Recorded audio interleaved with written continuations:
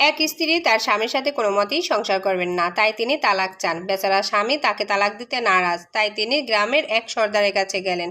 সর্দার তাকে অনেক বুঝালেন, কিন্তু কোনো কাজ হলো না। অতঃপর সর্দার তাকে বললেন, আমি তোমার স্বামীকে অনুরোধ করব তোমাকে তালাক দেওয়ার জন্য, তবে আমার একটি শর্ত আছে। আমি তোমার হাতে রান্না করা পায়েস খেতে চাই, আর এর উপকরণগুলো তুমি গ্রামের বিভিন্ন বাড়ি থেকে সংগ্রহ করবে। মহিলা তার শর্তে রাজি হয়ে গেল।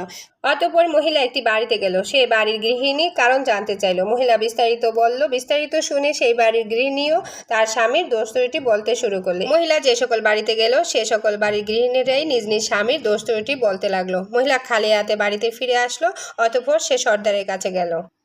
মহিলা বলল, অন্যান্য স্বামীর তুলনায় আমার স্বামী অনেক ভালো, অযথা তালাক নিতে যাব কেন? তখন সর্দার বলল, এজন্যই মা আমি তোমাকে সকল বাড়িতে পাঠিয়েছি, এটা বোঝানোর জন্যই।